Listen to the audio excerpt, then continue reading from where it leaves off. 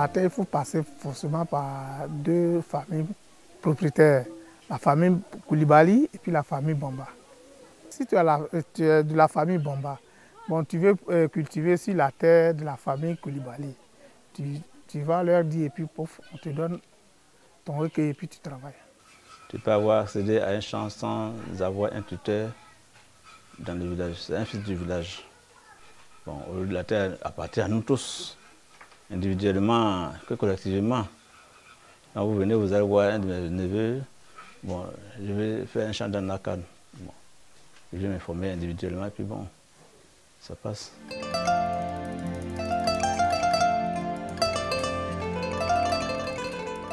On était venu sur le problème des gamins. Bon, on a fait jusqu'à les gamins ne marchent plus. Bon, on a dialogué avec le tuteur. Donc, le tuteur a dit qu'on peut donner la terre, mais ce n'est pas payant. Mais à d'autres, ils ont donné travail partagé. Et puis, à d'autres, ils ont donné en condition. Il nous a dit que droit de rentrée, qu'on doit payer chacun 75 000 pour pouvoir rentrer et commencer le travail. Donc, plus tard, si tu as travaillé pendant arrivé 5 ans, bon, il y a un prix que les villageois fixent. Et puis vous donnez ça, soit 25 000 francs par an. On a été premier arrivé. On sait que dans quelques moments, il n'y aura plus de parcelles. On a préféré dire au tuteur de nous donner 10 hectares. Si c'est 20 hectares, on a préféré dire de donner 20 hectares. Et jusqu'à présent, c'est dans cette parcelle-là qu'on travaille. Pour le mochi, ou bien le baoulé, qui sont ici, bon, quand ils venaient nous demander, donner le place, on dit combien d'hectares toi tu veux. Mais quand on dit, bon, je veux 10 hectares ou bien 15 hectares, on dit non, 15 hectares c'est trop. Toi-même, tu ne peux pas avoir ça. Bon, on nous donne 4 hectares. 4 hectares là, il y a beaucoup de baoulés ici, là, c'est travail partagé. Ce n'est pas pour vendre, non.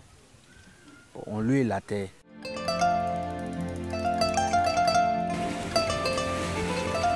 Pour travailler une superficie de 4 hectares, si tu fais 5 à 6 ans, alors c'est pas 6. Tu vois, non? Donc ça fait que tu mets la personne en retard, le tuteur, même toi-même. Donc si on t'enlève, tu n'as pas d'argument à dire. Ni kana so yesu le ma.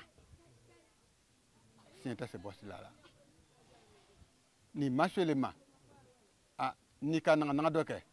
Ou bien hier à hier la kafa bon tiens il mène il de sien bon il maison il guye ni kana so bu ma. Ah, il se fait la ma kafa tiens madu ko chez les ma. Au sang là, il bon à dire.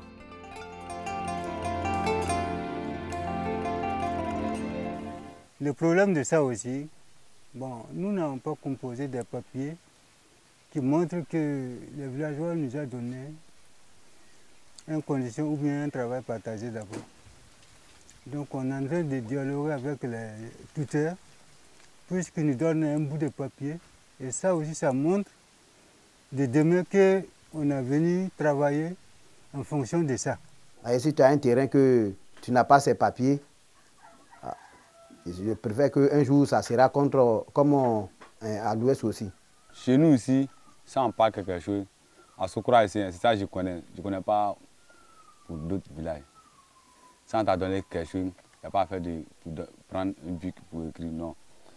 Ça on t'a donné quelque chose pour dire, ah ça là c'est temps, c'est que c'est temps. Mais si d'autres viennent encore pour venir parler, non.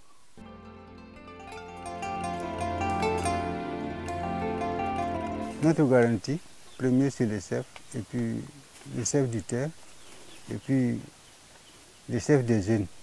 Lui aussi est notre garantie. Parfois, il nous encourage de travailler, qu'il n'y a pas de problème dans l'avenir. Au niveau de nous, hein, on est garanti, mais quand tu vas avoir des enfants, les enfants ne peuvent pas dire qu'ils sont garantis, on ne sait pas demain ce qui va arriver. Depuis que je suis arrivé ici, à peu près 10 ans ou bien 15 ans que je suis là, je n'ai jamais eu histoire avec les gens du village. Mais la petite partie, c'est ce papier-là que, actuellement, quand je crains j'espère que tout le monde craint. Un jour, je ne serai pas là. Et comment les enfants vont vivre?